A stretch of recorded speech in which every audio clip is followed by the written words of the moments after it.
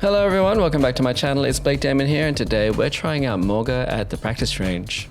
So we're going to go through each one of his abilities and see how they work. And the first one we have is his incendiary chain gun. This is an automatic weapon that ignites enemies on repeated impacts. So this is his primary fire, and if I hold down my left mouse button long enough, the robot catches on fire and the fire does some damage over time. A bit like Ash's grenade, but bear in mind that the robot doesn't catch on fire immediately.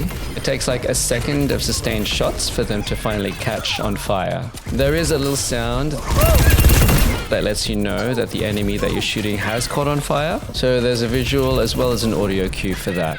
The burning effect does last a little while, not too long, and it doesn't seem to take too much health away. Definitely something to keep an eye out though if your teammate is burning with low health, because it might be enough to finish them off. Next we have volatile chain gun. It's an automatic weapon that deals critical damage to burning enemies. So here I am holding down the left click, and the reticle is coming up with white X's, which usually means that it's dealing normal damage. But if we set this bot on fire with right click first, and then use the volatile chain gun after, you'll notice that the reticle came up with red X's. That usually means that it's dealing critical damage. With most heroes, if you hit your enemies in their head, it deals critical damage. So as you can see, I'm hitting these bots in the head and it's coming up with red X's. And if I were to hit them anywhere else, it just comes up with normal white X's.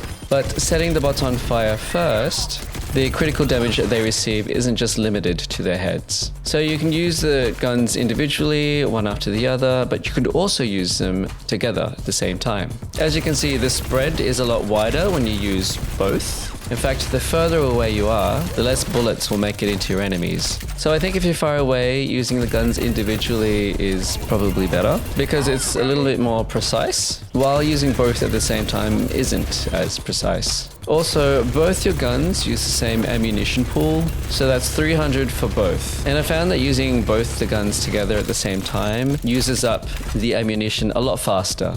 The next ability we have is called Overrun. Charge forward to stomp and launch enemies. You're unstoppable while charging. Apparently this ability doesn't get affected by any sort of CC, which is pretty interesting. So if you're Anna or some other hero with a CC ability, don't bother wasting them while he's charging. It's probably best that you try and get out of his way instead. The distance of his full charge is pretty far, and the stomp at the end is automatic. You can make him stop charging by pressing left shift again, and you can make him stomp earlier by pressing your left click button or the space bar. Next up we have cardiac overdrive. Nearby allies take reduced damage and heal by dealing damage. This one's a little bit difficult to show in the practice range because none of the friendly bots have taken damage and fire at the same time. There's only one that really fires, and it's always got full health. So it's going to be difficult to show its ability to heal allies through damage when your allies are already in full health. Here are some damaged allies. I applied overdrive to see if they would heal with it just passively on them. But no, they still kept taking damage. One of them actually got eliminated. So yeah, your allies really need to do some damage to get the healing benefit. It's not just his allies that get the healing benefit while they're damaging during overdrive though.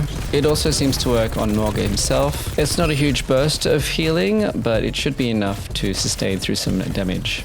Next we have cage fight. Deploy a barrier that traps yourself and enemies. Gain unlimited ammo while inside. So when you activate your ult, not only do you trap your enemies around you, but you also trap yourself. And no one trapped can move outside of this barrier until the ult ends, or if you cancel your ult pressing Q.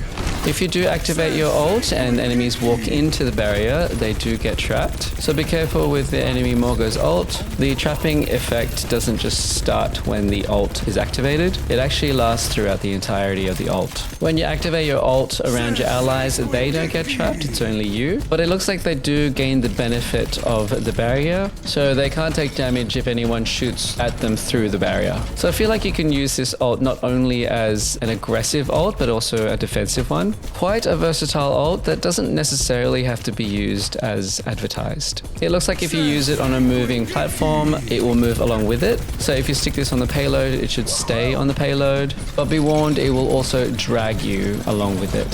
So remember, if you do need to get somewhere, make sure you cancel your ult so you can leave.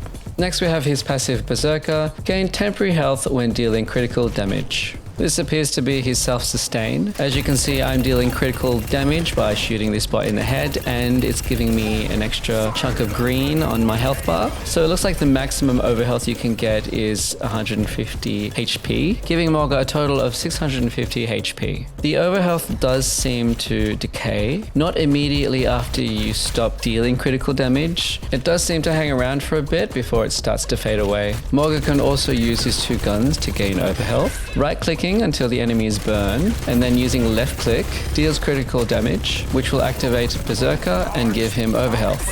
And that's all his abilities, guys. I hope you got to try him yourself over the trial weekend. If not, he'll be available to play at the beginning of Season 8. Anyway, that's it for me. Don't forget to like, comment, and share, and subscribe if you haven't already.